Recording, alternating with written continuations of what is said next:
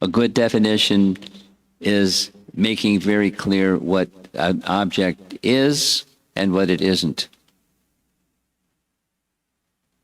A classic is when Srila Prabhupada came to America, he didn't have a mridanga, he didn't have a drum, so he was using what was available.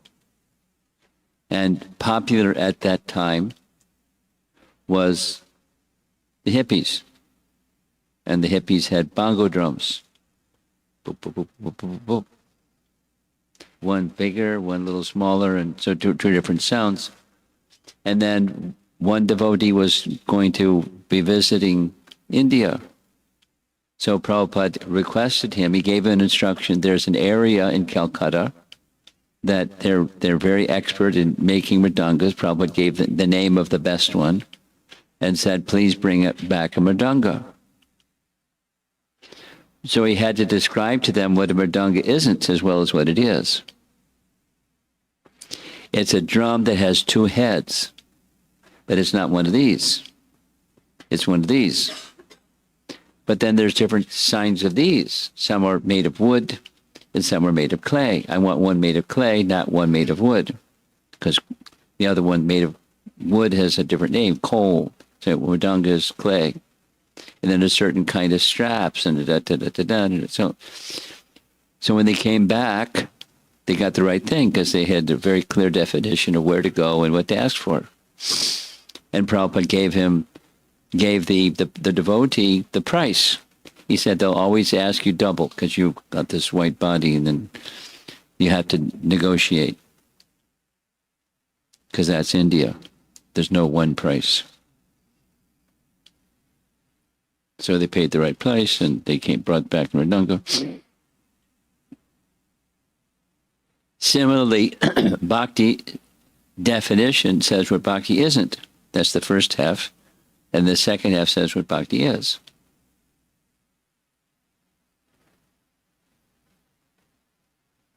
So it's not karma and gyan, not a mixture of karma and gyan. It's without karma and gyan. It's shuddha bhakti.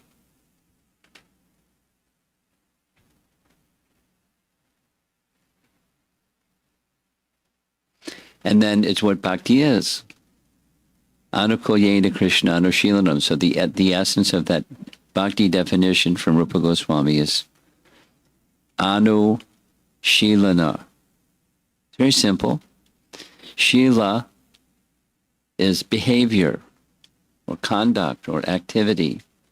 Ānu is following. So conduct or behavior or activity that's following who? Following the perfected souls that are interested in pleasing Krishna. Krishna, ānukūlyena, for specific, is Krishna. Krishna, ānukūlyena. That which is pleasing to Krishna, you do that. By practical activity. Bhaktir uttamā. It's a nice definition. And bhakti, Prabhupada helps us learn the meanings of words. Bhakti has a Sanskrit root word, bhaj. And bhaj indicates activity, practical activity. Senses, sense objects, practical activity. So there's a mood, and then there's an activity and you put the two together and you get bhakti. That Krishna should be pleased. That's bhakti. Activity conducted in such a manner that there's not for the purpose of, or with a mixture of pursuing karma or gyan, but activity. That Krishna is, the intention of the activity is that Krishna should be pleased.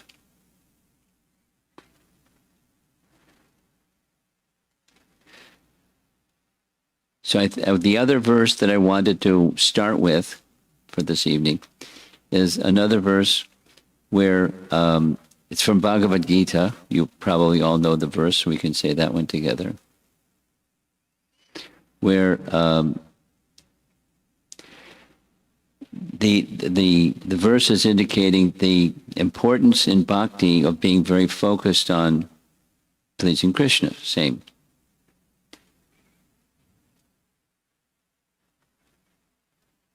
Vyavasayatmika buddhi ekeha kurunandana bahu shakayanantasya bhutayo vyavasayinam.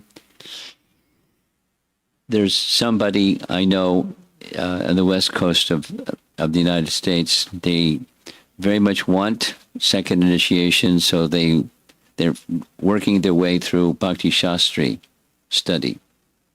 And they didn't know that they were one of the things that they had to do. I didn't know it either. They have to memorize some slokas and then explain them. Ooh, memorize slokas and then explain them. So here's one.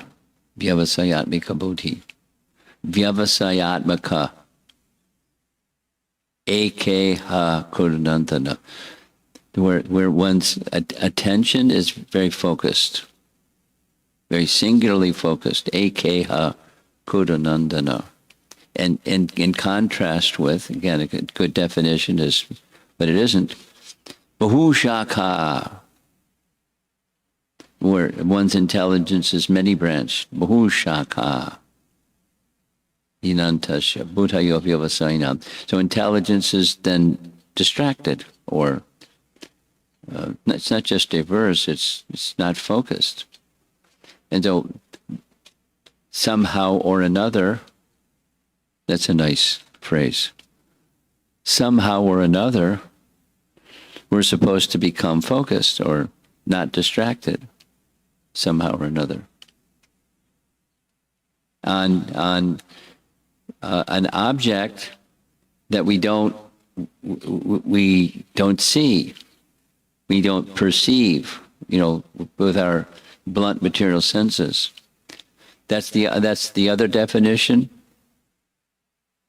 Who knows the other definition? So who can raise their hand and recite the verse? That's the other definition, the standard second definition of bhakti.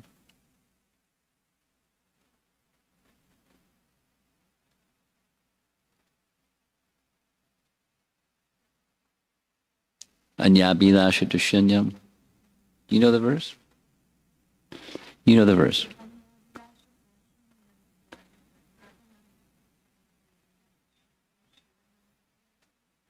Let's do it together. You ready? Anyābhilāṣitā-śūnyaṁ jñāna-karmādy-anāvṛtam ānukūlyena kṛṣṇānu śīlanaṁ bhaktir uttamā. There's the word shila again. This is behavior or conduct or activity, where leaving aside, again, with negation, leaving aside the upadhis, the leaving aside upadhis, not accepting a definition of oneself according to the covering of self. Lots of coverings of self seated here in the room.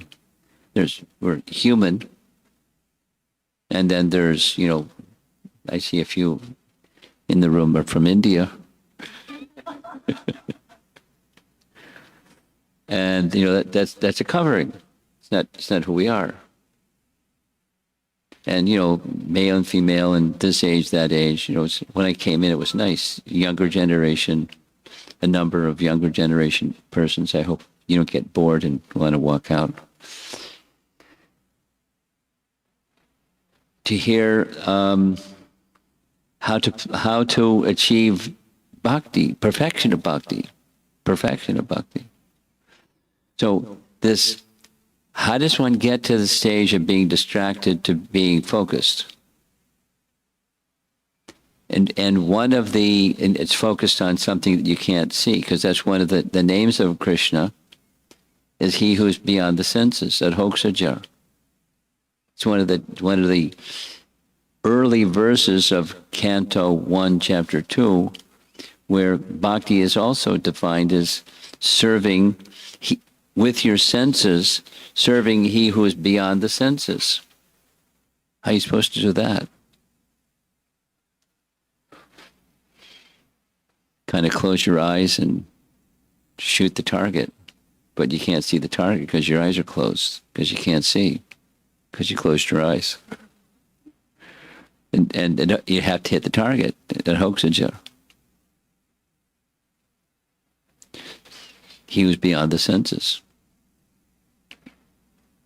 So then that which can take us beyond the senses, the primary sense that can take one beyond the other senses is hearing.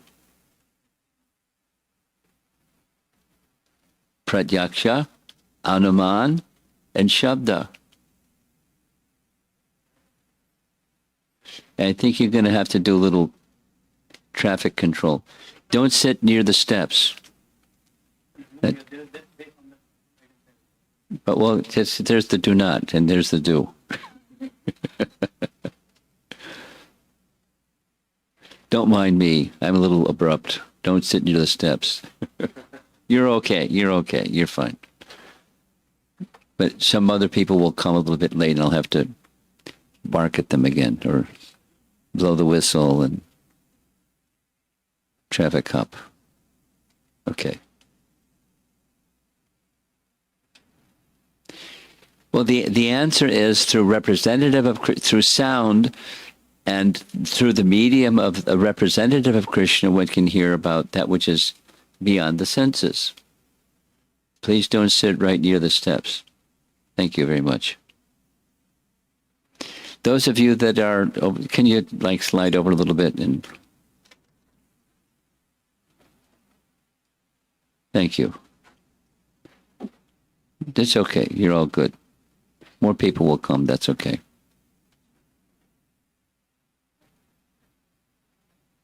Thank you.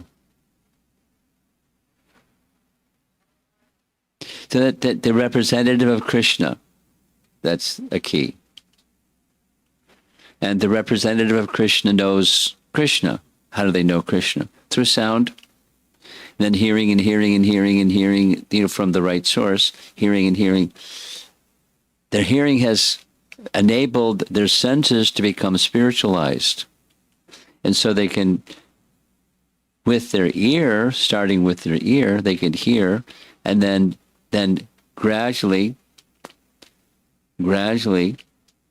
become purified in each of the senses to the degree that one can perceive the presence of Krishna.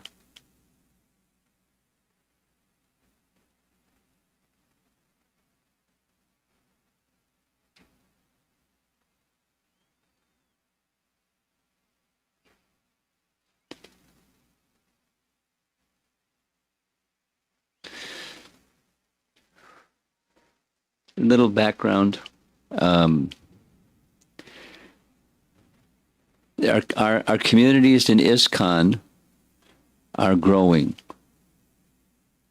And one of the ways in which our communities in ISKCON are growing is non-resident Indians that have good education, they start to come to our temples because they're pious. That's why they're good education and good this and that and the other thing.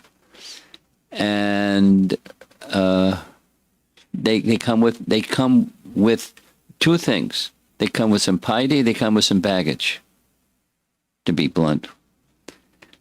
And the baggage, part of that baggage, don't sit on the steps. Don't sit on the steps. Well, here's a chair over here. How about that? Look at this. You got a special seat. Just pull the chair up, and you got the front row seat. Fantastic.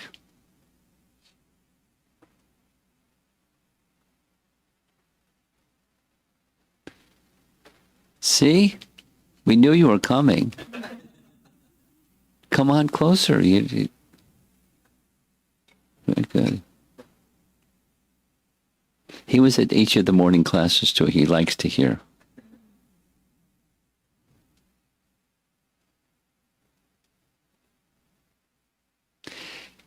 And one of the ways I can tell he likes to hear, because he asks good questions. That's a prompt. You got to be asking good questions tonight.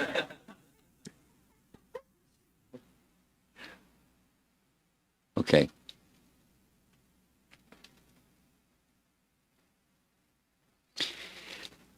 Through the process of hearing from a representative of Krishna, then one can learn about Krishna.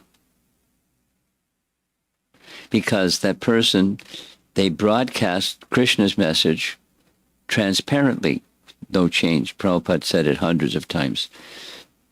People say, Swamiji, you've done something wonderful. And I say, no. All I've done is take the words of Krishna that I heard from my spiritual master, and without change, I repeated the words. People may like, they may not like, that's okay. If there's anything wonderful, I just haven't changed anything. He speaks of himself in a very humble way, like a postal peon. Peon isn't a complimentary term. Peon means like a little guy. Postal peon. Because somebody writes a letter, they bring it to the post office, and the post office does what they do with letters, and then it has to be delivered to the person it was meant for. So the postal peon is the guy that takes the letter. Sir, this is for you. How do you know? It's got your name on it. It's for you. It's yours. And they didn't open the envelope and, edit the thing and put it back together again and change it around, and it just delivered a letter. Postal peon. So Prabhupada would call himself. It's a demeaning term, peon. But it's a very important service. And it garnered much honor and praise. Of course, more than just saying a message. He wasn't just a parrot. He, bhakti was very much embedded in his heart. That is, that Krishna should be pleased.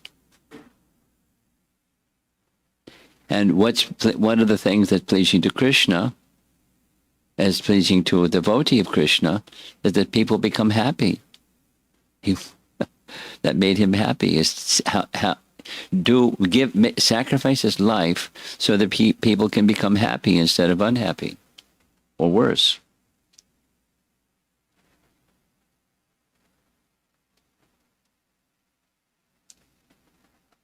On a sharing note,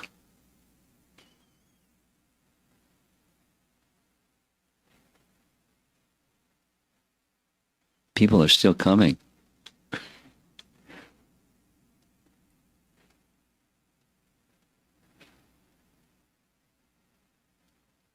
Hi, Krishna. We saved a seat for you over here. Don't sit near the steps, please.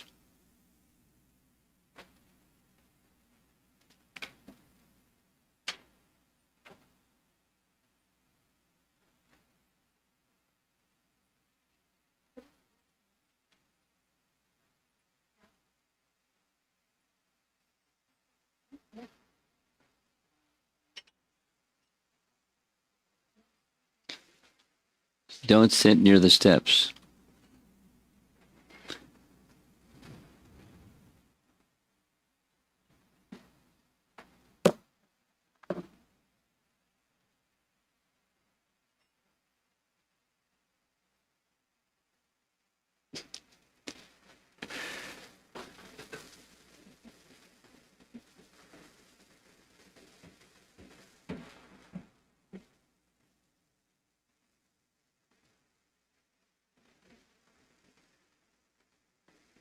I got distracted. I forget where I left off.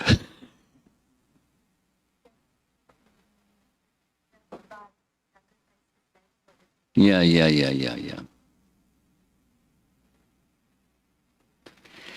Sarve sukhino bhavantu. There's a phrase that Prabhupada often, in the midst of a class, Sarve sukhino bhavantu. Everyone should be happy. And that was what he wanted.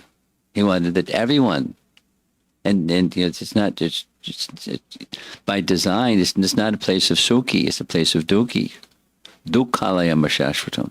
Place of misery and temporary. That's the place. That's this place. And for a place that's full of misery and is temporary, to make people happy. Good luck, huh? But he had the Shakti, the potency, and that potency was just taking the message that he had received and transmitting the message to others. Don't sit near the steps, please. Don't sit near the steps, please. You come around. Thank you. I'm a broken record.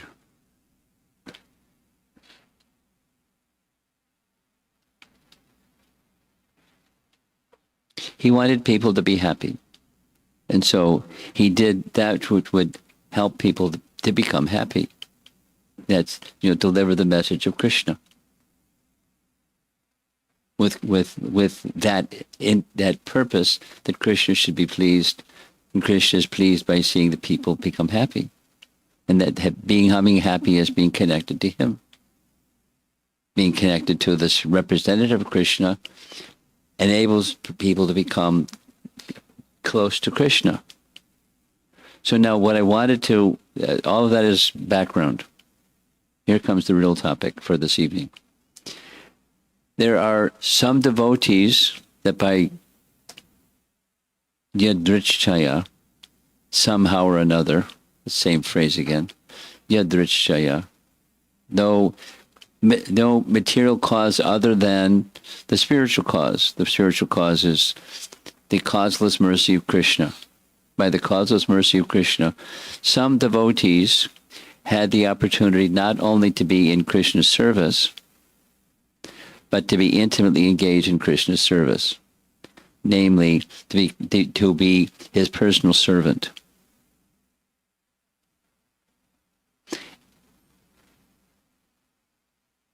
Day in and day out, every day, for years. And when you're engaged so closely, like your family members, you know each other all very well because you're with each other all day, every day. So you know the strengths and the weaknesses and the shortcomings and the quirks and the idiosyncrasies, and you know each other very well.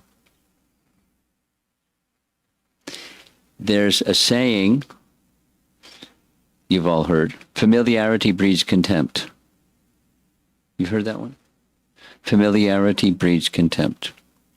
Now, it doesn't have to, but if there's something in the heart, most people have something in the heart that shouldn't be there, the anartha things, unwanted things in the heart. And when those unwanted things get rubbed the wrong way, then it makes friction. And especially if you're in the position of the servant, because the position of dasya is very simple.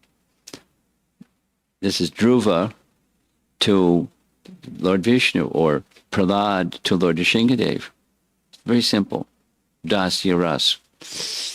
You're the master, and I'm the servant. And there's nothing else. So don't ask me. Please don't ask me to take some benediction from you. You've asked me. Please don't ask me. Because all I want is service to you. That's it.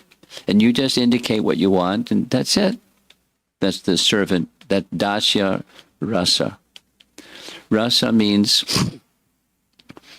different things. Mellow, for it's one of the ways that Prabhupada translated it. Mellow. Or taste. Like, or juice.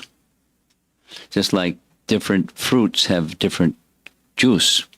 Apple juice, mango juice, pineapple juice,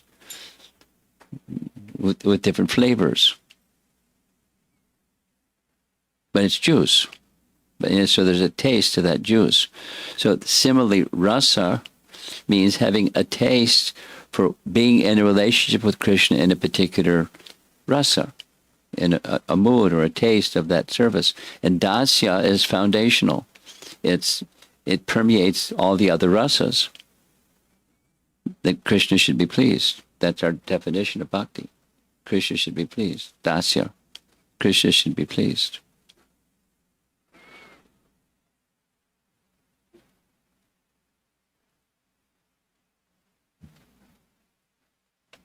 So how do we know what does Krishna want? What's going to be pleasing to Krishna? How do we know? We know from someone who's intimately connected to Krishna, and they'll know because they're intimately connected with Krishna, and their heart is free from some anarthas or abhadras or unwanted things of the heart are gone. You know, it takes a while. It takes some intention and attention and effort and purification.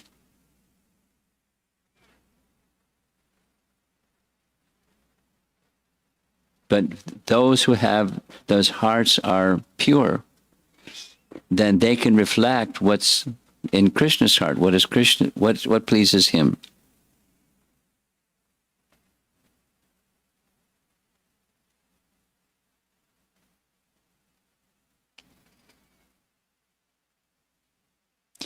That's the spiritual master's function. He canvasses on Krishna's behalf. He doesn't just wait for people to come to him and say, you know, tell me all about Krishna. He goes around because he wants people to be happy, and they're unhappy. They're looking in the wrong places for happiness. They're looking with their senses for sense objects to find happiness. And they get burned. Not happiness. Dushparena analena cha. It burns like fire. It's not what happiness is. So that spiritual master canvasses.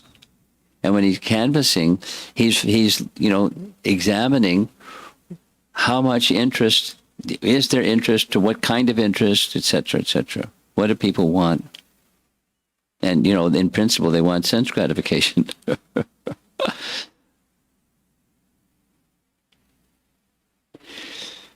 Those of you that will be coming to the Sunday program, part of what I plan to do is, because the Sunday program topic I was asked to speak about is Rath Yatra, because of Rath Yatra coming.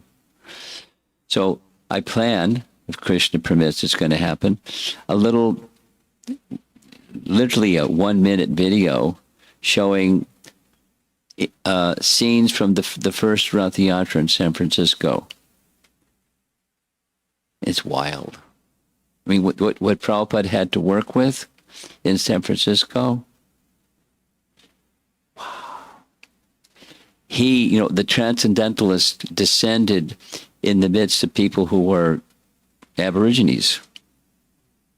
I mean, polished Aborigines, but Aborigines, that's like no culture, culture of no culture.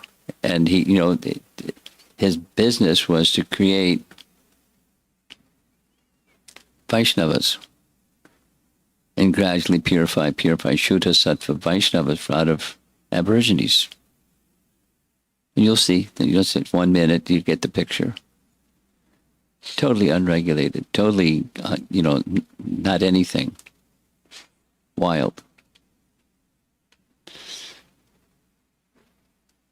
But Krishna Bhakti has an effect that it purifies. Exactly as Chaitanya Mahaprabhu gave his teachings. Chaita Darpana Marjanam. You sit right there in the aisle, then guess what? People aren't going to be able to come in. You can't sit right there. Slide over a little bit.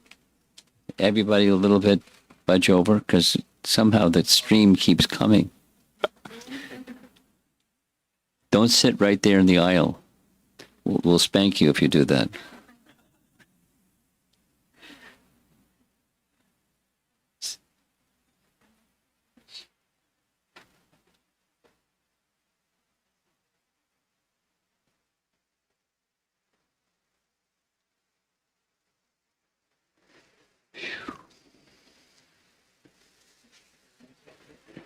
You get a front row seat. Come on up here. saved it for you. It's got your name on it. See it? You're good. You're good. You're good. And then till the next person comes, then you're going to have to move in closer. It's okay. We're having fun tonight.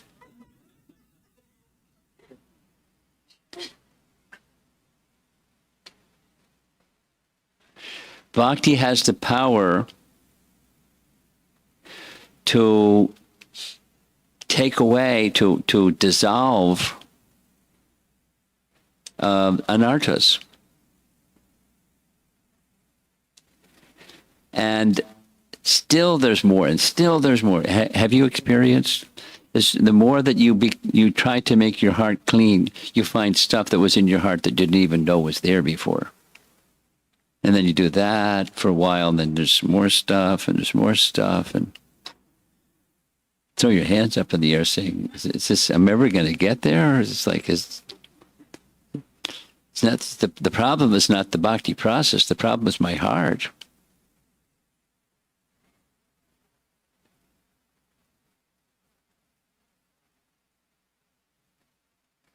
My fingers, when they get caught in my harmonium, that's another problem too.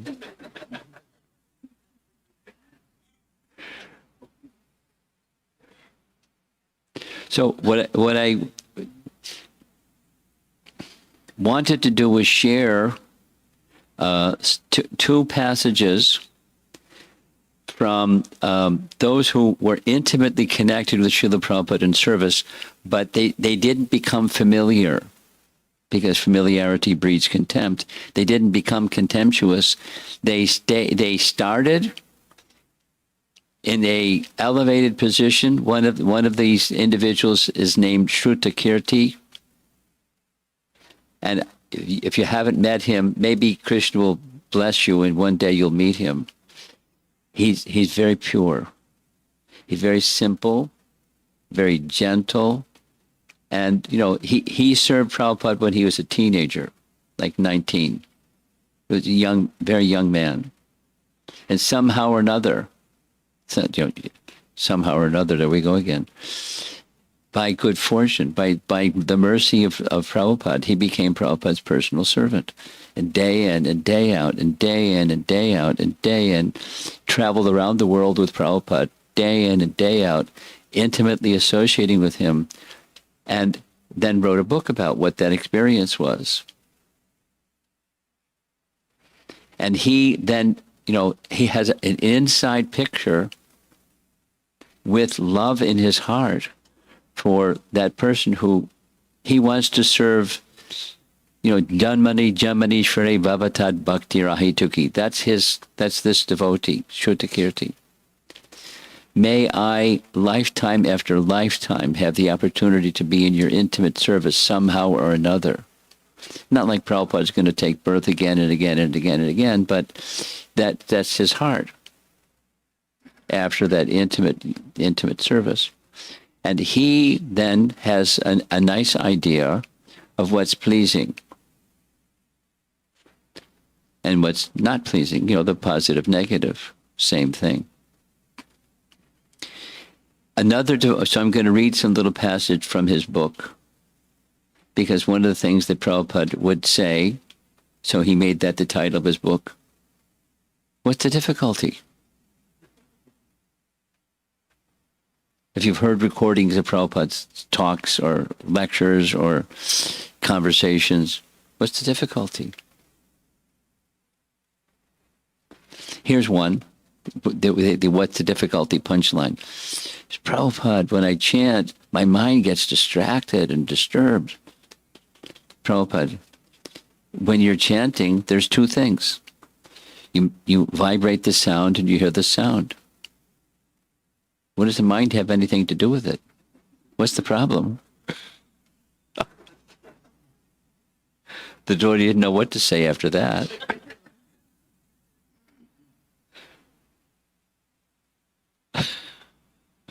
Of course, it's be attentive instead of be distracted. But if you try it.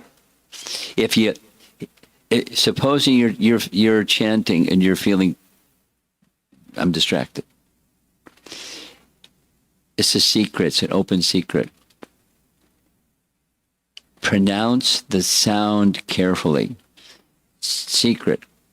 To pronounce the sound carefully, you have to listen carefully to see if you're pronouncing the sound carefully. And if you're listening carefully to are you pronouncing the sound carefully, your mind is captured. It's a trick. But it works because that's what's the difficulty. But we don't do it. Instead, you're zooming around. Just before coming here, someone wrote this very eloquent poem of how they're distracted. And they were saying, I know it's garbage, and I'm still distracted.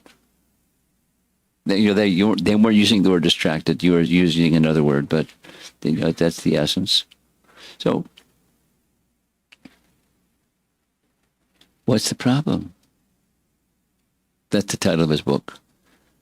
So the other book that I like very much, he was serving Prabhupada intimately for not as long a period of time as Shrutikirti, but Burijan Prabhu. Little background. Once upon a time, I was a college kid. And when I was a college kid, I had a friend. I had a number of friends, and one of them was Burijan. And he was into Krishna Bhakti. I didn't know anything. And Burijan Prabhu gave me my first Krishna conscious literature. It's a nice story. Back to Godhead magazine. In 1969, that's a few years ago, Back to Godhead magazine was produced by a mimeograph machine. What's a mimeograph machine? It's a dinosaur. It's something that you crank, you put paper in, and it made an offset printing kind of thing. It was before Xerox, before it was photocopy. Just crank and the paper came out. It was a copy of, however many times you turned the wheel. And then and this and that and that. And then they stapled it together and that became Back to Godhead magazine because there was no money. So he gave me one of those, Back to Godhead magazine. I didn't know anything about anything, but I know him. So because it came from him, I carried it around with my stack of books, clipboard and stack of books and Back to Godhead magazine. And one fine day, somebody saw that Back to Godhead magazine with my stack of books and said, "Oh no, you're not into that, are you?"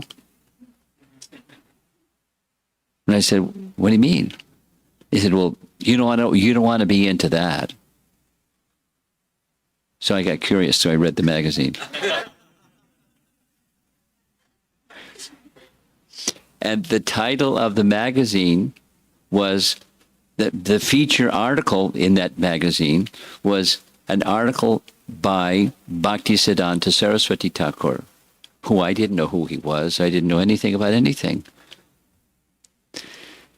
And the title of the article was The Bhagavat, Its Ontology and Morphology. So I had to look up the title. 3 words in the title. I didn't know Bhagavat, I didn't know ontology, I didn't know morphology. And college kids don't sit right in the aisle because then it's the same problem. You got to go one way or the other way, please.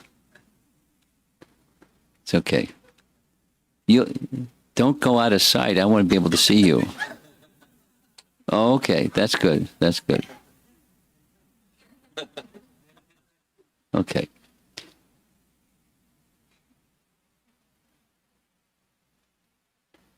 We doing okay with time? Okay.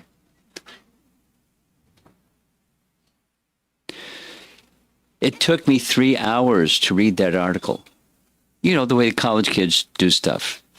I had a dictionary because Bhakti Siddhanta's vocabulary is way up there. It's a second language or third language. And it's like,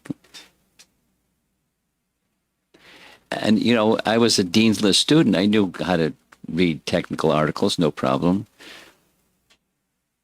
Underline things and circle things and write in the margin. You know how you read academic technical stuff. After 3 hours, I completed the article. And I came to two conclusions. One, I don't understand it. And the second conclusion was, I had been transported to a place of consciousness that I had never experienced before.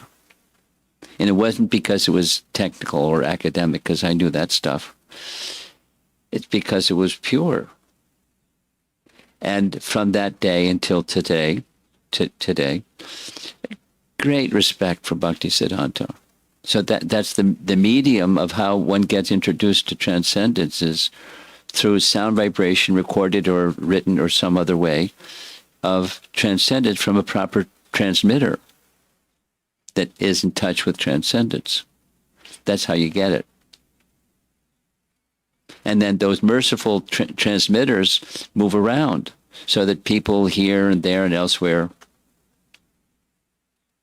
can become happy. Sarve sukhino bhavantu.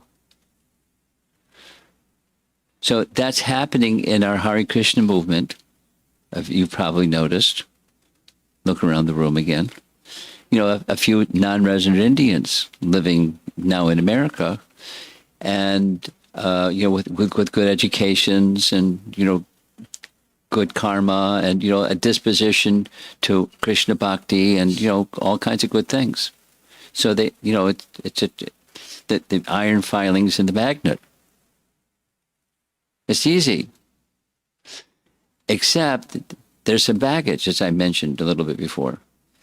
Along with that good stuff comes a sense of pride or a sense of entitlement, or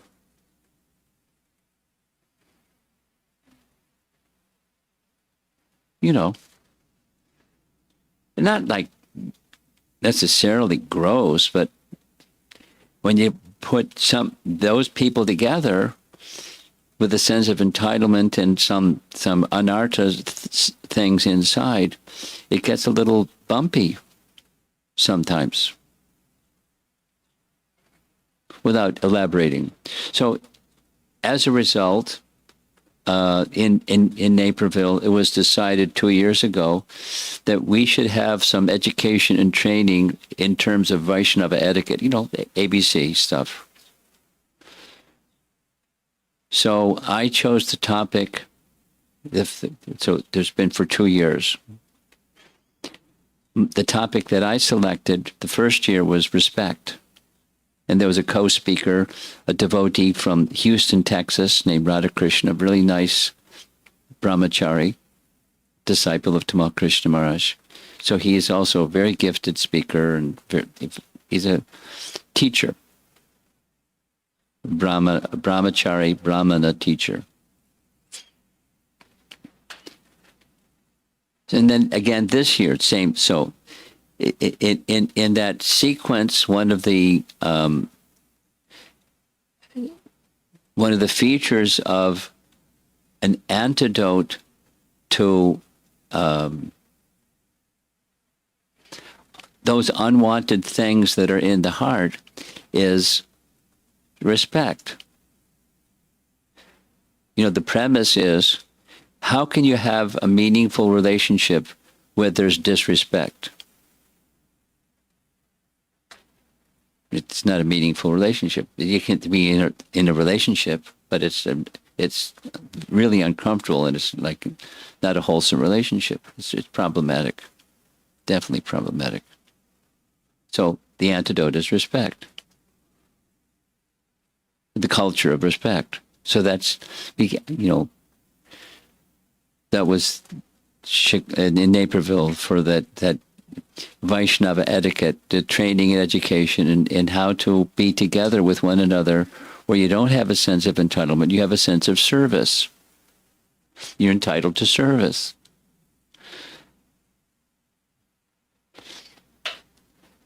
And, any service. What kind of service? Not the entitlement kind of service where I got to do this, but any kind of service.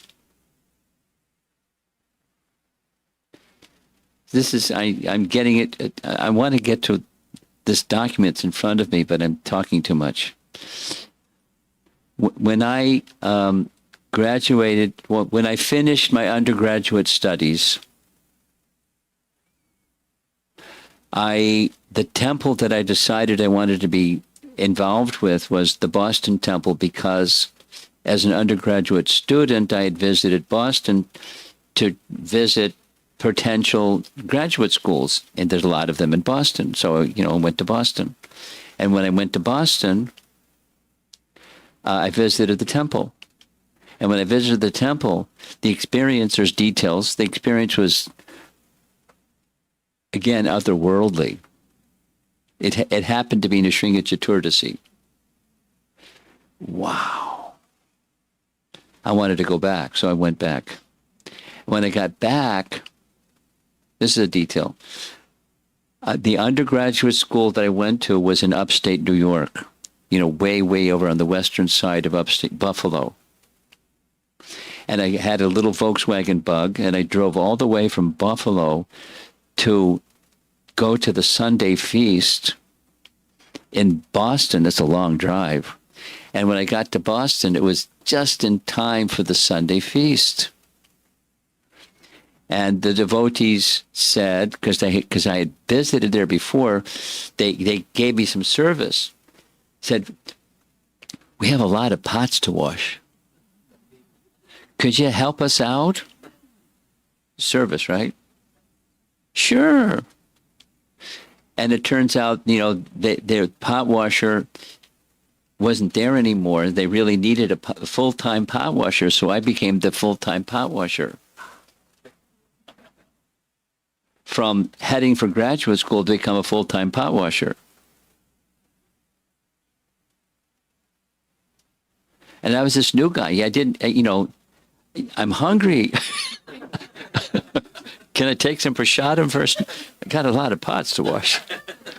So after the pots were washed, I got to take prasadam. And that was first day. And then it lasted for a full month. And the place where the pot sink was all the devotees every day. This was the early days. Everybody in the temple, because at that time there was like 35 people living in a single family residential building,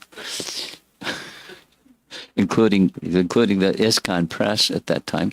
So from 12 o'clock to 1 o'clock, they got in the van at 11:30, went to the spot where there's lots and lots and lots of people zooming around during lunch hour, 12 to 1. Harinam Sankirtan. So the place where the pot sink was on the way to get to the van to go to Harinam. They would get the pat on the back saying, "Oh, you're doing a good job." Prabhupada said, I got a few Prabhupada cents. Prabhupada said, when you clean the pot, you're cleansing your heart. The smart aleck. I didn't say anything, but I was thinking, oh yeah? There's a spot right next to me. I didn't say it though. And then, halfway through that month, someone else said, here's another Prabhupada said. Prabhupada said you should clean the pot so thoroughly you could see your face, the reflection of your face in the bottom of the pot. And in those days, we didn't have money, so there was used pots. And the used pots had this black stuff on the bottom. Now, I don't know if they meant what Prabhupada said, that, the where the flame goes or where the food goes. But I scrubbed and scrubbed and scrubbed so you could see your reflection in the place where the flame goes. And the day when that finally happened, somebody tapped me on the shoulder and said, guess what? We have another pot washer. Would you like to come with us on Harinam Sankirtan? And guess what? Krishna, he wanted me to become humble, to do just whatever Krishna wants instead of what I want. That was an important lesson for Dasya Rasa, to one who wants to be the servant of Krishna. But then comes so here, now we'll go to this. The refinements, I was speaking about Burijan, and he gave me this first Back to Godhead magazine. So he later, after he graduated, I didn't hear from him for a long time, but he became involved in Prabhupada's direct service. And then he wrote a book about that time with Srila Prabhupada. He titled his book, My Glorious Master. And in one section, this is in Auckland, 1976, a few years ago.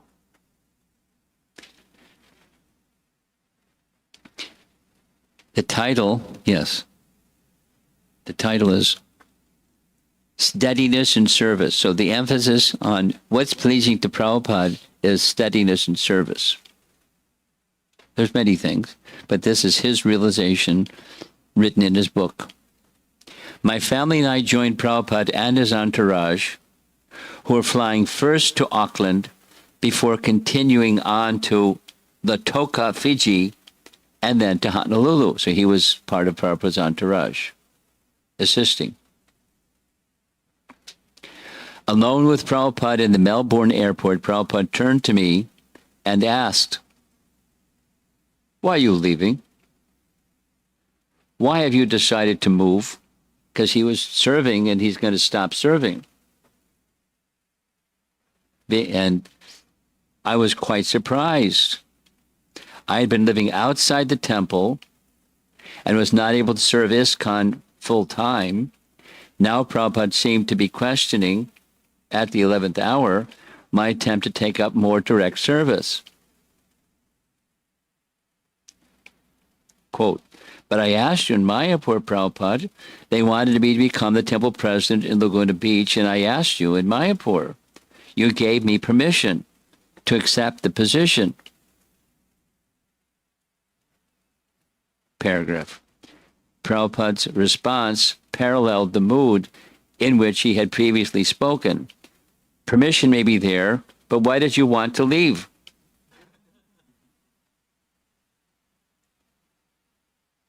What pleased Prabhupada? My analysis is that the essential ingredient in pleasing Prabhupada was steadiness. When I could not remain in Hong Kong because he had an arranged marriage, a movie actress from Australia had become his disciple, and he asked the female, Jagatarini, I would like you, he didn't even ask her, he just said, I would like you to marry Burijan. He's in Hong Kong. Yes, Prabhupada. That was more than washing pots.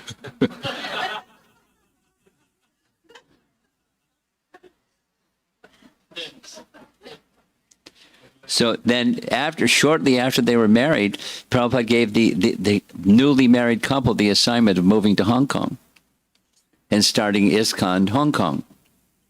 And it was difficult, to say the least. For 2 years, the newly married couple served in Hong Kong. And then he was praying for more association, more direct service within the flow of ISKCON, that he was given this request to become the temple president. He asked Prabhupada, should I take it? And then now Prabhupada's questioning him. When I could not remain in Hong Kong, I nevertheless was able to satisfy him by steady, week by week, rendering service by sending donations. Prabhupada's basic desire for his disciples was that they serve steadily. Ultimately, Steady service elevates one. Steady service will be more pleasing to our spiritual master than glowing but fleeting service, which shines brightly like a shooting star and then quickly becomes extinguished and disappears.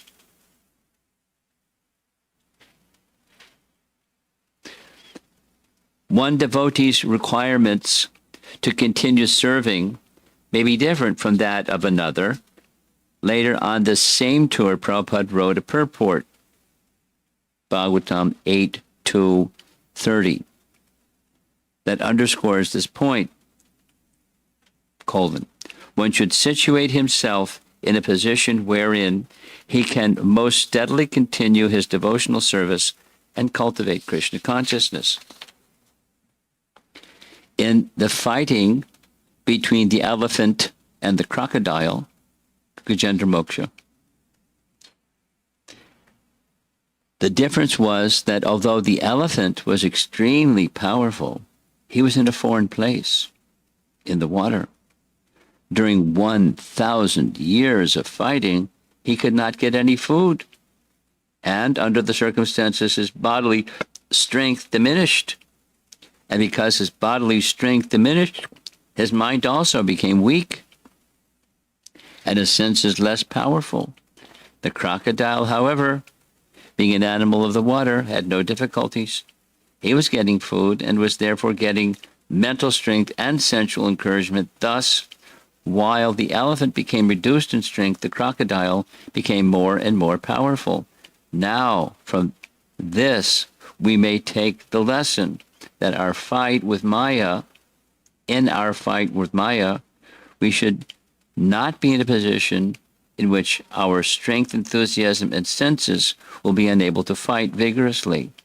Our Krishna consciousness movement has actually declared war against the illusory energy, in which all the living entities are rotting in a false understanding of civilization.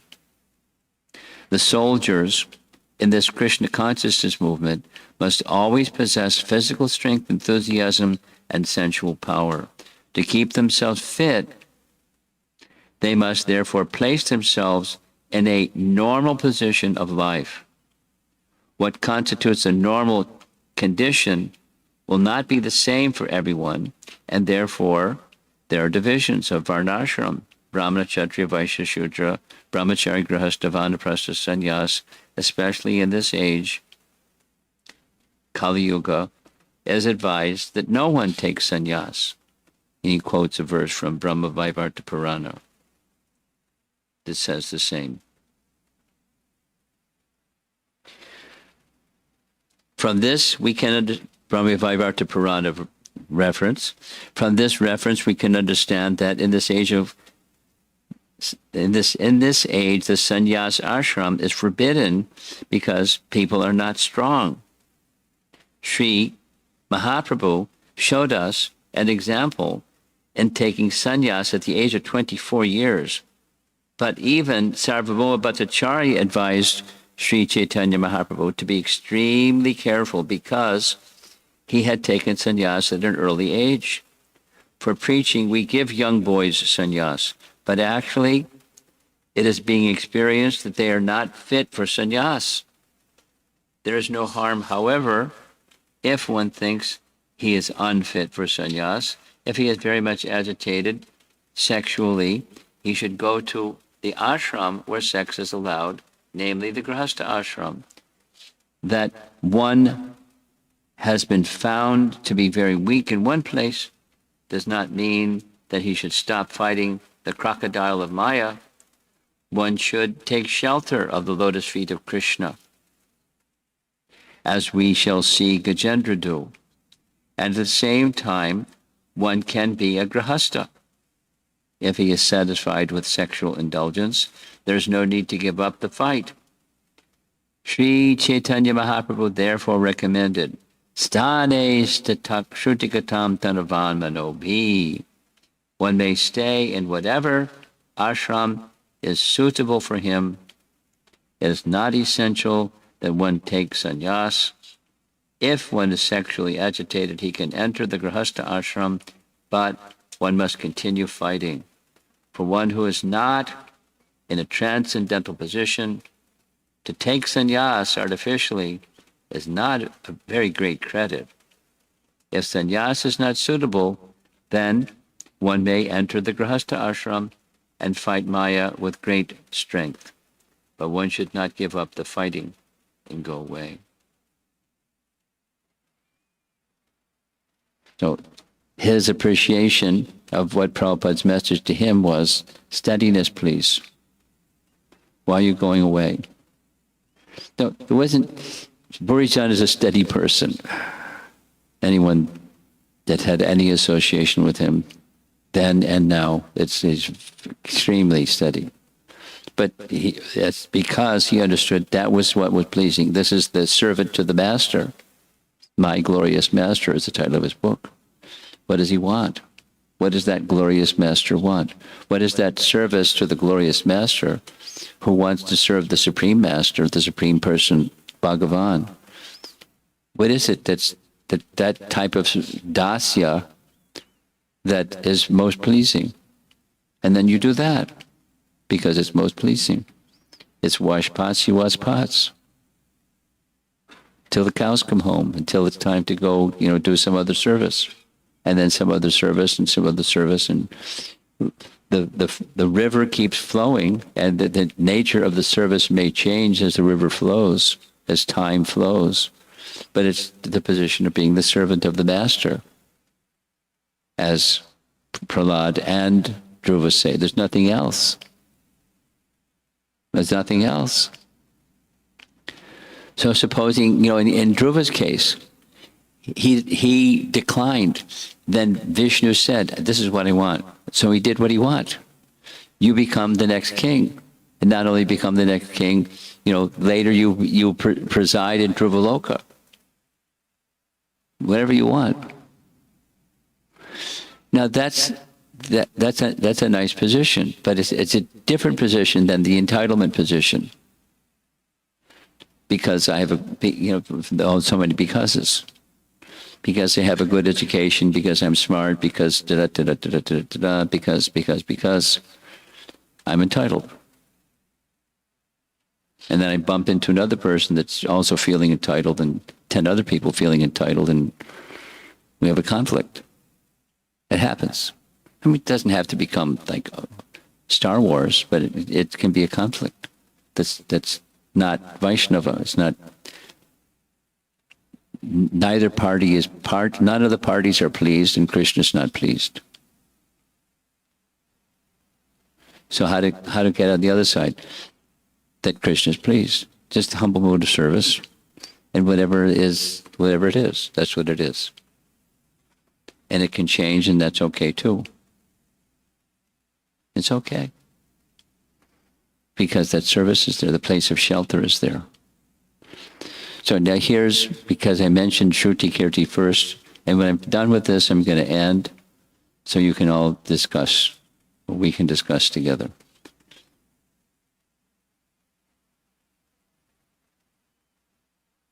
I do not like to change my servants, is the title of this chapter. ISKCON Honolulu, June 20, 1975. As the days passed, my desire to stay in Hawaii grew stronger. I did not speak about it to anyone, but internally I was having a huge battle. Just days before my 24th birthday, so he's a young man, Srila Prabhupada's travel plans were fixed, and he was about to leave New Navadvip, that's the Hawaii temple. On my own, I decided what I would do. Although it was not very well thought out, I nervously walked into Srila Prabhupada's room, where he sat alone behind his desk, and offered my obeisances. I sat up and looked at him, still afraid to reveal my mind to him. Finally, I said the only thing that seemed to make sense to me. Of course, it made no sense at all. I blurted out, Srila Prabhupada, I want to change my service. I feel the need to preach. Though his service was being with Prabhupada.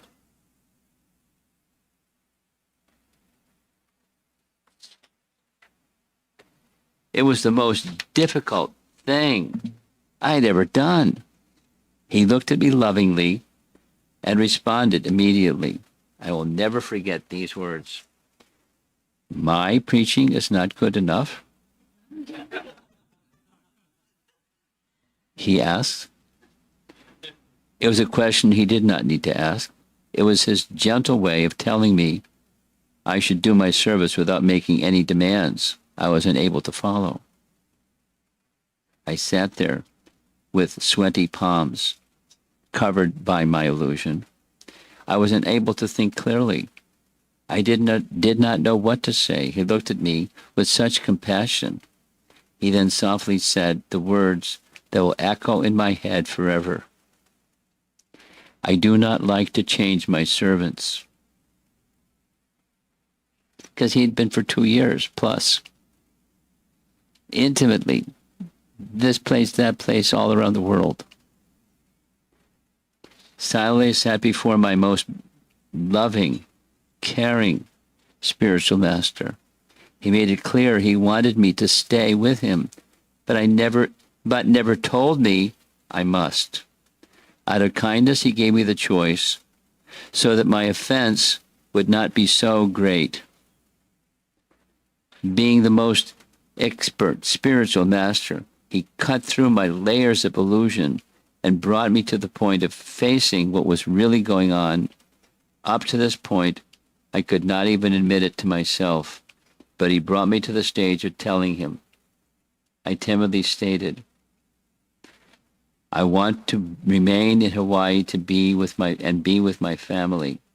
He smiled at me, and with kindness in his voice, he said, that is all right.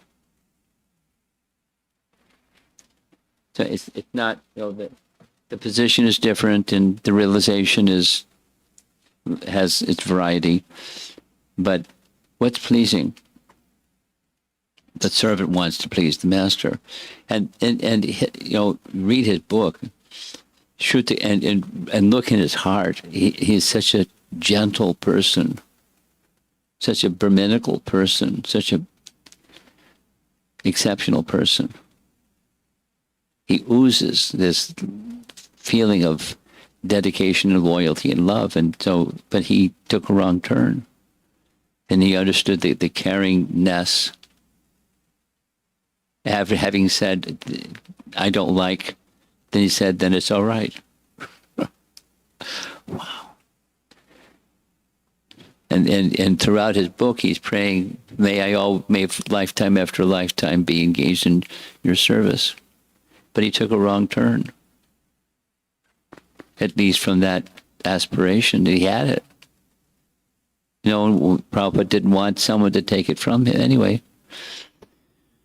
That's his particular case, and what about us? To come to the stage of simply wanting to please the master, what does the master want?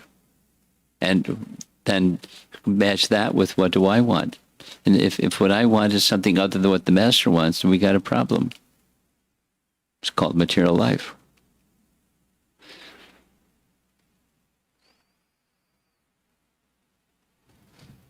And then material life it's uncomfortable, to say the least. It has conflicts and problems and misunderstandings, and it's messy.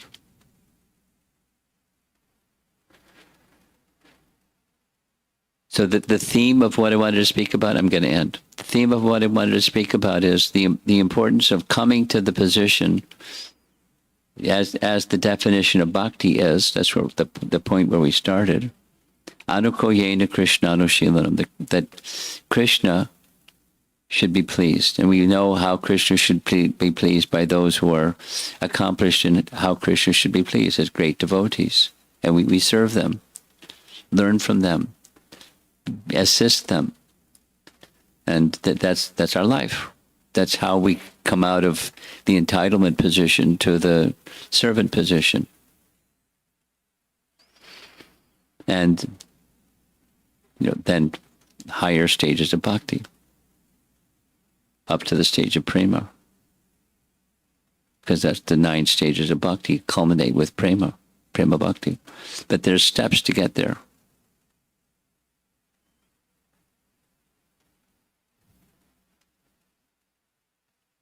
And trying to understand the heart of the unmistakably pure devotee that we're all serving, whoever our spiritual masters may be, they're serving the same person. We're all serving the same person, our founder Acharya. And what does he want? What's the servant who should learn, if we don't know, what does the master want? And when we want what the master wants, and we want to do what the master wants. That's bhakti. And that solves a lot of problems. Our own personal and interpersonal problems in the world.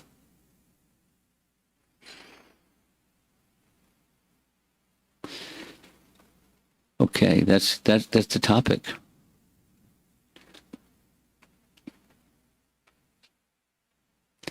Let's see if there's some discussion. It's a nice topic.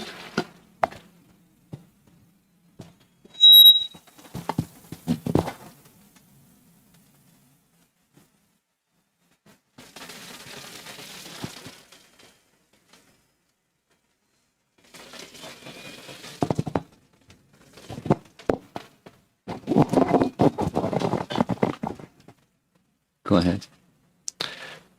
Such delightful narration, Maharaj. Heartwarming. Two things I'd like to bring up for a request you to reconcile, if you could kindly. That in the Bhagavad Gita, the one verse that's repeated twice that Krishna says is one should serve according to their nature. And you gave the example of you washing pots, and then someone may say, well, Krishna says in the Bhagavad Gita, I should follow my nature, and washing pots is not exactly my nature. The other dimension to this consideration is, I've also seen how sometimes the spiritual master may ask the devotee to change their service because they may get too attached to that particular service that they're doing. So in which case, steadiness in a particular service looks good maybe on the outside, but in fact they're becoming attached to that specific service and not so much to the object of the service. Well, it's the second point. There are certainly many ways whereby if a teacher or spiritual master sees someone becoming unduly attached, to correct the unduly attached besides change of service. And that's that call or that decision is in the hands of one who is qualified to make that decision, to one who knows the person and knows the options and is helping to guide.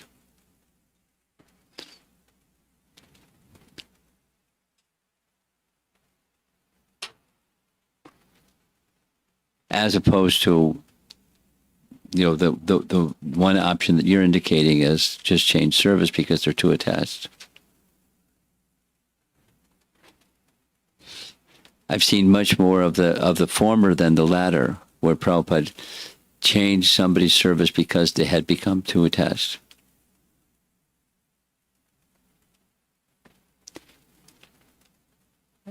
In a number of places, in the course of these writings, Prabhupada explained the duty of the spiritual master is to chastise.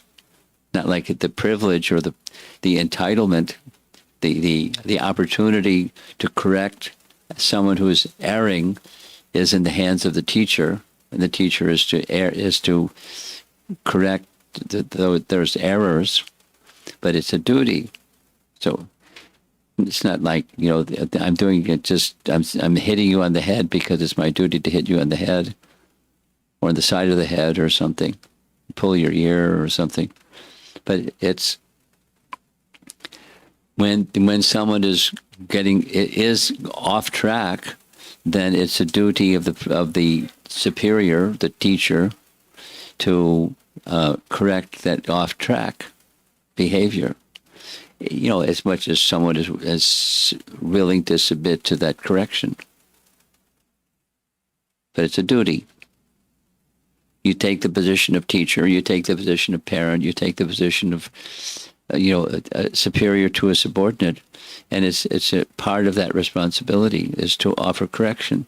In many cases, my experience is, encouragement comes before correction. Because if the correction comes before encouragement, then you may lose this willingness to hear. And those of you that are parents, you know what that's all about. The relationship has to be the right kind of relationship before just giving correction. Otherwise, there's going to be pushback.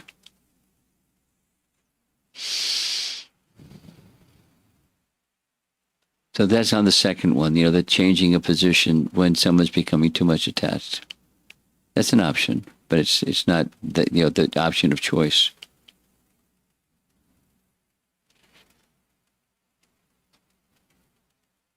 And there can be other reasons why some service change is recommended beside the person is overly attached.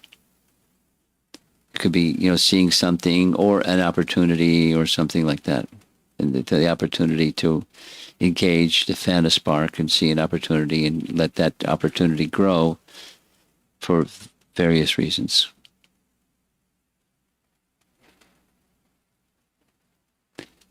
Now, I focused so much on the second point you were making that can you remind me what the first point is? The Bhagavad Gita verse that's repeated twice about serving according to nature. Okay. Well, in addition, there's what are some of the fundamental platforms of devotional service, along with according to your nature, and one of them is humility. So, there are many circumstances. I gave mine, but there are many circumstances where the lesson of humility is an important lesson to learn at the very beginning. And humility isn't only to do something that you're uncomfortable doing because it needs to be done. That may be one, but just being in this humble position, and being in the humble position is a foundation of love. There's a whole discussion on that topic, but it's a foundation of love. It's a precursor. Without it, there isn't love. So, in addition to serving according to your nature, there's other factors to consider. And, ultimately, our devotional service is under Krishna's care, along with the guidance of this, elevated souls who are guiding us in our Krishna consciousness, particularly our spiritual master, etc.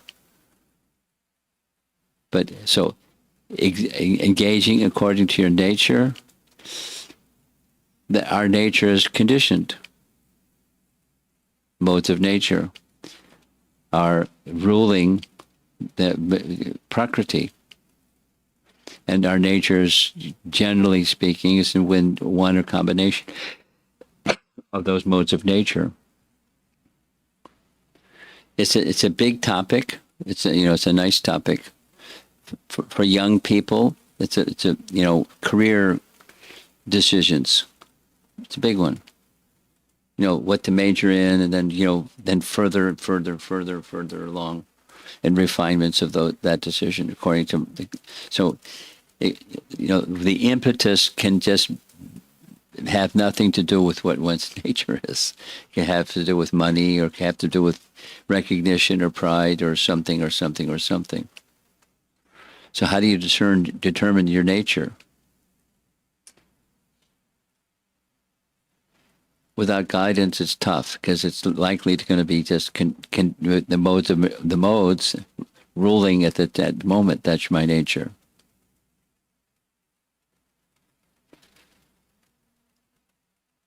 And like a river that flows, the modes are also going to flow, and sometimes and sometimes.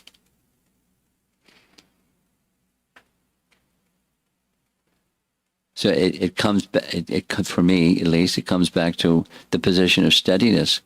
Over a long stretch of time, you as parents, you see, a disposition, a certain orientation of your dependent child, and that tells you something about their nature, at least the conditioning part of their nature, what to speak of the higher nature. And then when the higher nature comes into play, all of that lower nature stuff takes a back seat. It fades. It becomes less important.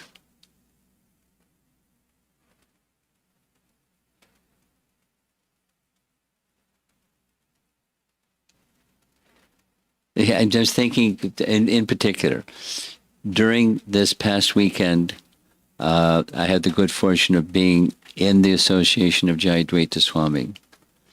And Jayadvaita Swami is a devotee who, when I first came to the Boston Temple, he was already there. So he is a senior to me, in years of age, but also in his experience in Krishna consciousness. And he had a certain, intellectual nature. He was part of the editorial staff for Back to Godhead magazine, and did that service, because that was his nature. And so he learned about it, and engaged in it, and he got reprimanded sometimes for editing things that shouldn't be edited. So he learned by training, and learned the hard way too. But that's an example of what his nature is. And presently, right after Gita Nagari, he went to visit Satsrup Maharaj, who was another editor. He was the temple president of the Boston Temple when I moved into the Boston Temple, and Jayadvaita Swami was already there. So it's just like birds of a feather, and a natural friendship that's a bond, a friendship of likeness of nature. But then there are others that have, diversity has its place as well.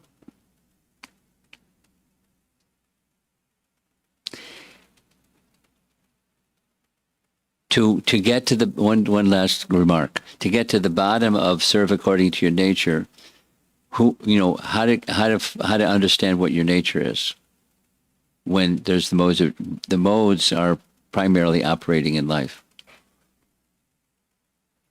Not easy.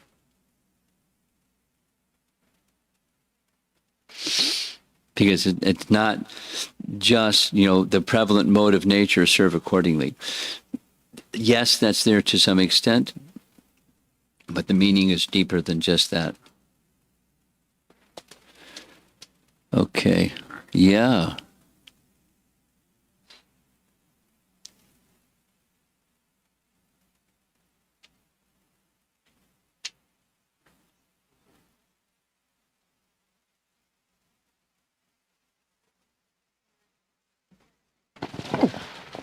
Guru Maharaj, I have more a conglomeration of thoughts than a question, but I'm hoping you can shed some light on this particular aspect that Burijan Prabhu was speaking about. I really liked what he said about steady service elevates one instead of the shooting star bombastic service and then we're gone.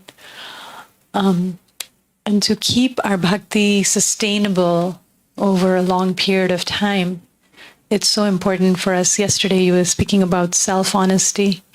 and security in our relationship with the spiritual master, and therefore honesty in that relationship.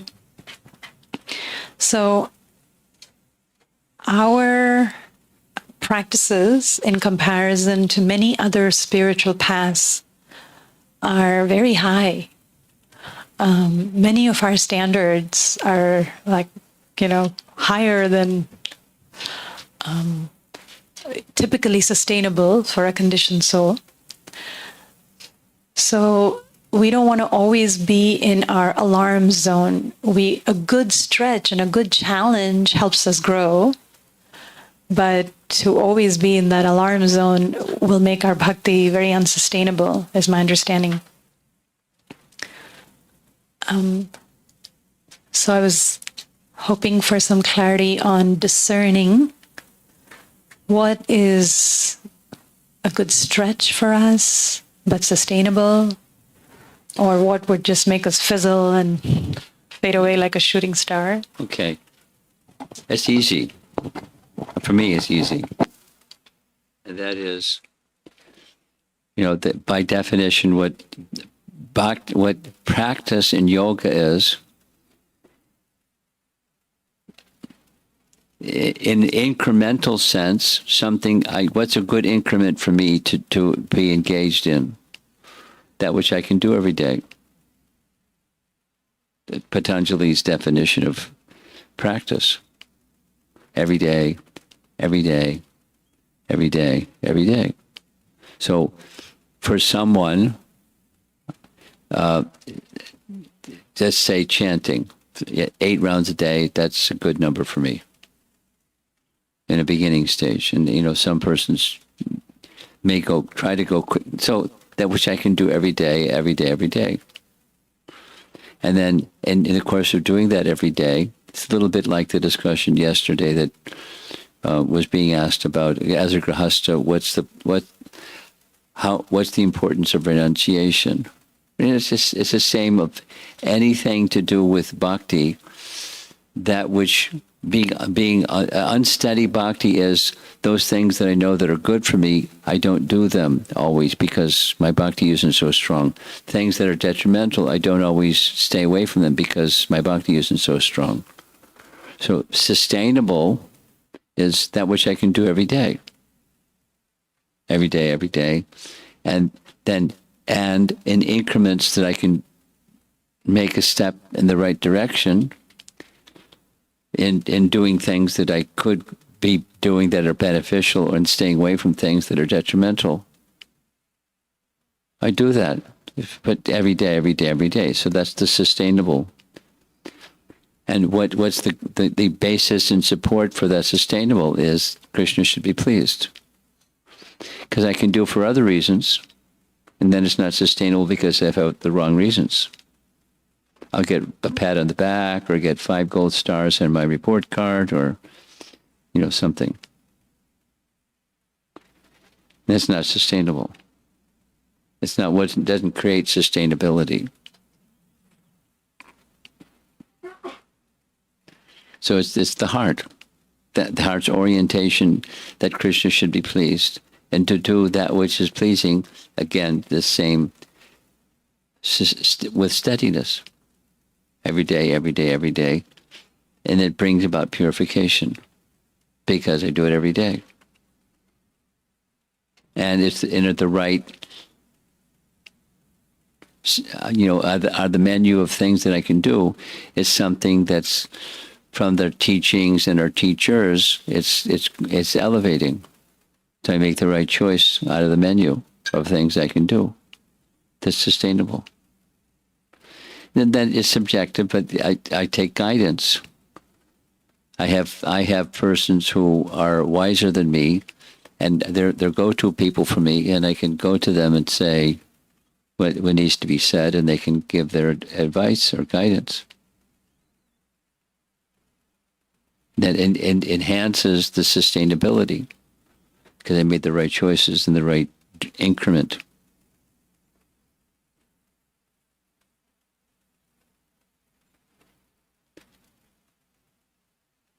A problem comes when that guidance isn't heeded.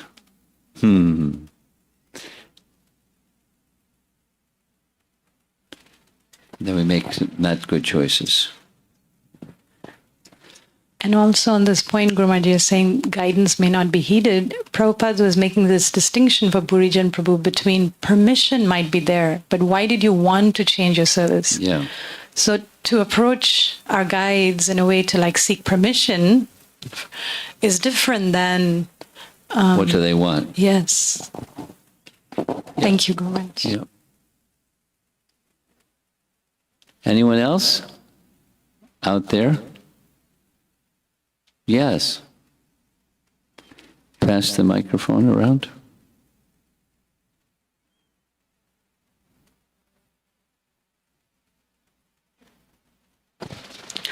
Hare Krishna Maharaj.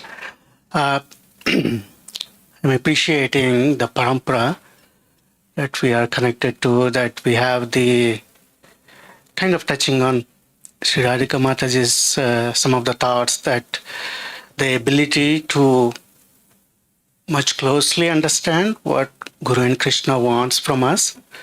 I feel from this class that's a privilege given to me, and appreciating that opportunity very much. And in relation to the first passage you read about Burijan Prabhu, and knowing how exalted he is and how deeply connected and always steady in his service, at the same time, not a comparison, but just out of my own curiosity, that in my own state where there is no, first of all, steadiness of bhakti, at the same time steadiness of service, still I may be complacent to take up maybe something more than what I'm currently doing, or something different than what I'm currently doing. Or maybe I'm just comfortable in my current zone to not do other things, other services, regardless of the shape or form of that service. In his case, whether going to Hong Kong or somewhere else, in my case, maybe it's the job situation, where I want to be in a particular job where I may feel that I can serve Guru and Krishna better, but maybe perhaps that steadiness is perhaps not to be, I'm thinking that maybe I should not confuse with my complacency or staying comfort in my position, that I'm steady. Just some thoughts, maybe not a proper question also. Well, it's kind of like all over the place. Your question is all over the place. So it's hard to be responsive to that kind of a question. It's not exactly a question. We're all making decisions. Go left or go right, or keep going straight, or whatever it is. We're making decisions, and there's consequences for those decisions. And, back to the topic of steadiness,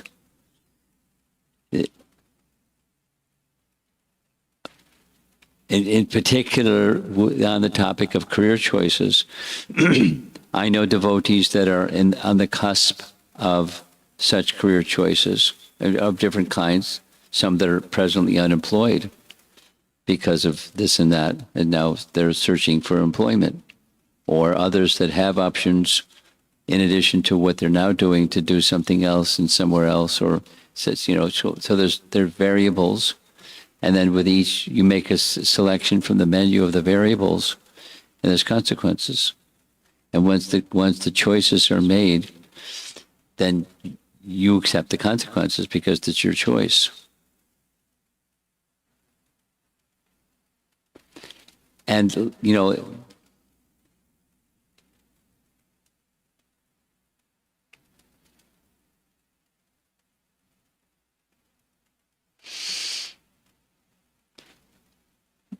along with your question, there's Jnana-Jivana's point, according to your nature.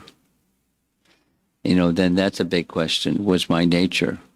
Besides, feeling good about myself, etc. What's the mission of life? And am I going in the direction and making choices that help fulfill that, the mission of life? So that which on the other end of the decision, I'll be more mindful of my sadhana and my relationship with Krishna and doing this for Krishna as opposed to doing that for Krishna.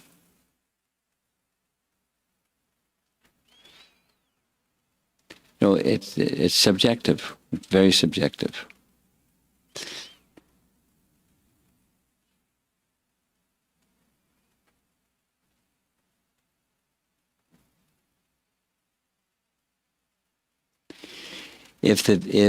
I'm thinking of a particular situation, there's many, but I'm thinking of a particular situation where I was engaged in a discussion with someone who is a medical doctor. And, they've been a medical doctor for like their adult life, so like 20 plus years, 25 years. And their daughter is in line to also become a medical practitioner of one kind or another. So they're out there, they've been around a while. However, they're not very knowledgeable in Srimad Bhagavatam because they're so busy. They became busy because that's their nature. But now they've convinced themselves that my work is for Krishna. I don't think anything else. I don't read the Bhagavatam, but my work is for Krishna. So we had this little discussion about, that sounds like karma yoga, not bhakti yoga. No, but it was gentle because it's a sensitive topic to discuss with somebody that's been living their life in a certain way. And they weren't irritated by that little message, but they didn't make any change either. So I was trying to encourage in XYZ ways, Bhagavatam, please, along with your service to Krishna, that you feel very, very confident and competent and satisfied.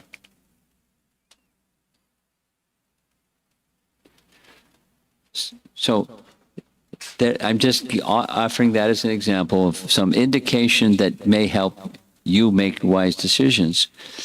Are those root things, core things that feed and nourish the mission of life, are they in place? And make decisions that can assist in those things being in place, at least, as much as options are presented to you, where you can then have discretionary time and the impetus to have sadhana that's going to, by its own nature, is going to increase your attaining the goal of life. And that's easier said than done, but that's a rule, a guiding principle, as opposed to career choices and options and getting all confused.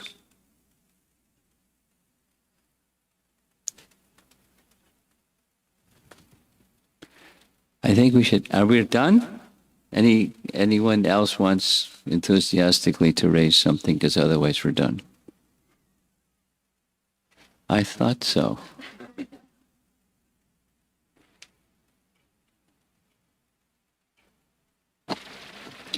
Thank you very much, Guru Maharaj.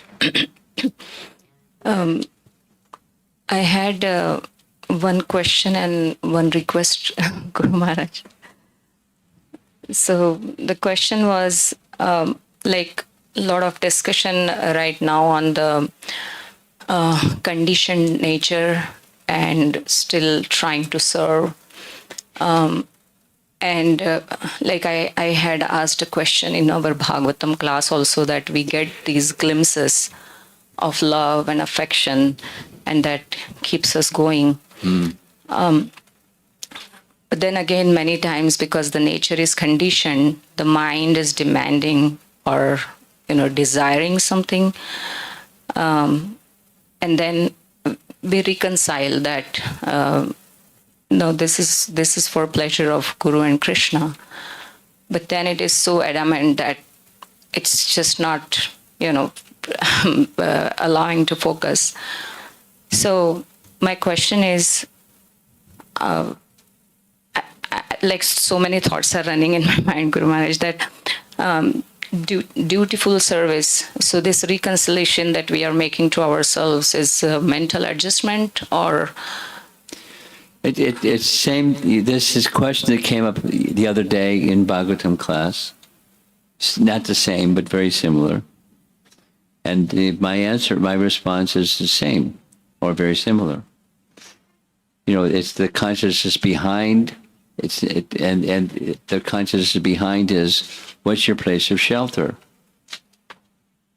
And if that alignment with that which is my place of shelter is in place, then you're doing fine. You don't have to worry about this question.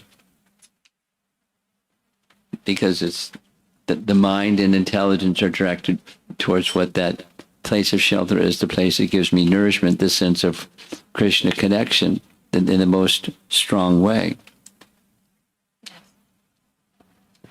So step back, rather than, is this the mind or is this something? What's my place of shelter? What's that which is, that makes place of shelter means that which in that position I feel most connected to Krishna, or feel at least I'm moving in the direction of being connected to Krishna the most. So go there with your contemplation and make that connection, reestablish that connection. And then the question is answered. It's no longer a question. Maharaj, I had a request to make, if it is okay. He's got a question. I'm going to pass the microphone over here.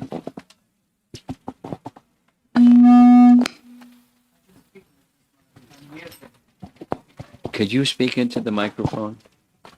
Because there's other people in the room. Hare Krishna, Guru Maharaj. 2 points which I liked in today's class, Maharaj. It's a reflection, not a question. One is like this phrase, I liked it. What is the difficulty? I heard the Maharaj, Prabhupada lectures, I heard the sentence, but today it was so prominent when you made it like a punchline. What is the difficulty? What's the title of this book? Okay, Maharaj. And the second thing is, thank you so much for sharing the secret, once again, for chanting. How to consciously There's other chant. secrets, but that, just one is sufficient. Okay, I'm going to end, and thank you all for coming. Sorry for being a little bit of a field marshal at the very beginning, but to get everybody comfortable, it was procedure. Srila Prabhupada ki jai.